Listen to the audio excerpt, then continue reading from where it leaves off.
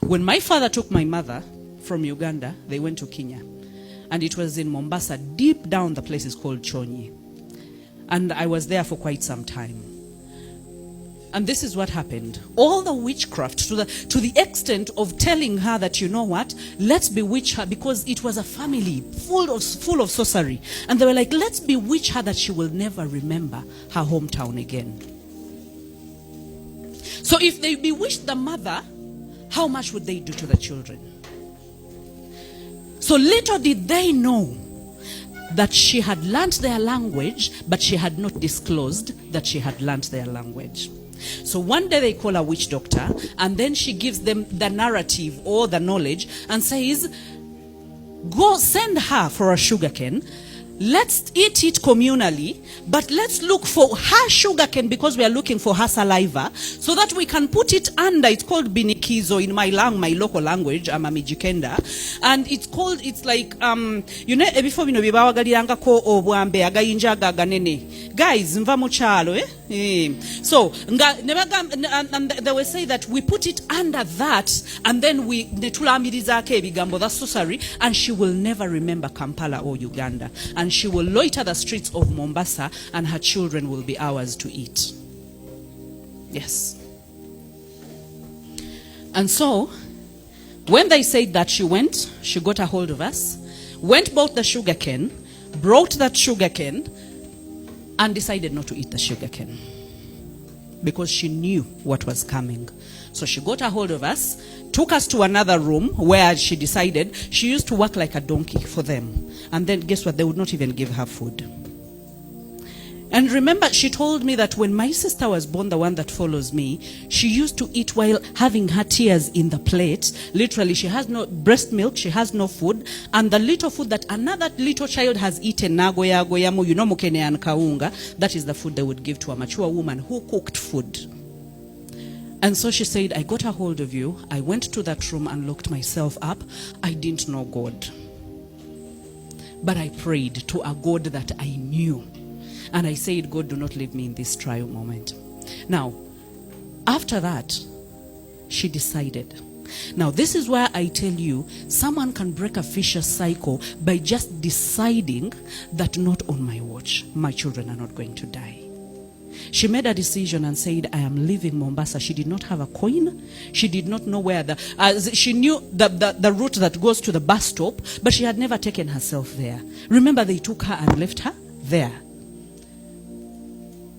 So they said that a foreigner is indeed a foreigner. Even when you cook her, she cannot get ready.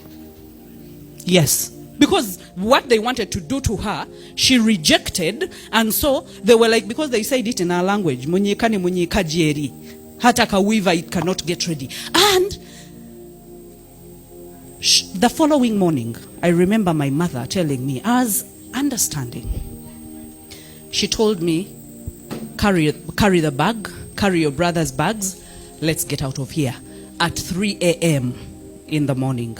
With the bushes that were taller than me, without a torch, without us knowing which shortcut to take. But one thing she told me up to now, she was listening to any kind of movement or cars, and that is the direction we were taking. If there were any cars that were moving at night. And guess what? The bus that left that village left at 4 a.m. So I moved. I was there because she told me, run ahead. If you don't run ahead, the bus is going to leave us, and it leaves once in a day. So that means we have to come back and face our persecutors. And she told me, run ahead of us, but do not get into the bus before I get there. I ran ahead of her. And I remember getting there, and the bus is coming. I could see the lights through the fogs. But because I had had my mother tell me that bus is the only bus leaving that village, I went and stood in front of the bus. And I remember the driver tried so hard to stop the bus, and it nearly touched my dress. You know Tantantala? It nearly touched my dress. But I was not quivering. I was not moving. My mother had given me an order. We missed that bus. We are dead.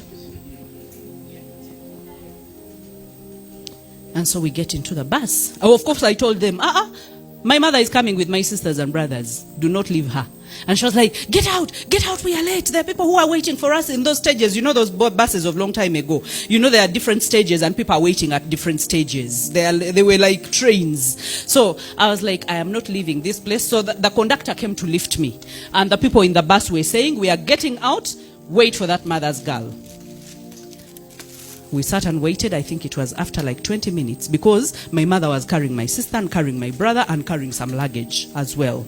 We get into the bus. She has no wadene chikumi, but she's not a stupid woman to come and announce mtumunange sina sente kakati te simanche mugenda kunkolera. No, she sat. When we go to Mombasa, this is what the plan she had cooked in her head, and she was like, you know what? When she got to Mombasa, she told the conductor, beba mizigo yangu, take them to Ugandan cars. You know, they were trailers. She even didn't know anyone. She told the conductor, carry my luggage, take it to the Ugandan stage where the trailers park, those that take things to Uganda, take it there. So the conductor thought, this woman is going to pay me maybe when I get there. When she got there, she talked to these guys, the Ugandan guys, Muluganda. Now she switched language. She was like, mumpere sente yafuna omusajja amugamba mumpere sente bwe tunatuuka e Uganda oba oyagala nte 10 tata wange agenda zikuwa. I will make sure oba tuzikuŋŋaanya ku kyalo ogenda kuzifuna nenjagala kuwona n'abaana bange. And the man was like, hey, butekeeyo ebintu. The man paid the conductor. Do you see what wisdom does? You know, when we cry so many times, I don't have money, it takes your mind to think. It takes your mind to know that I can move from point A to point B using my head, using the wisdom that God gave me, and I can actually survive and thrive thereafter. And that is how we came back to Uganda on a trailer, bringing fuel. Now, when I say I come from a long line of women, my mother broke a certain vicious cycle of, I am not going to watch while my children die. Number 2, she told me, you can have a better life than I have had, and I will support you with all my life. That even when I did not have school fees, today I thought about it, before I walked in here, I called her and I told her, I've just called you to tell you I love you. Because you believed in my dreams. You believed in me when you didn't know how I would turn out. You believed in me. Now, I am talking to parents who have children. I am talking to people that have something to give. I'm talking to people that can break cycles. I'm talking to people that can break generational curses. It does not end with you. Your generation is going to be better. Your generation is going to flourish. But if you're a woman and you have decided to come, or if you're a man and you have decided to come to hold my hand platform, hold your own hand and don't let it go. Hold your own hand and don't let it go.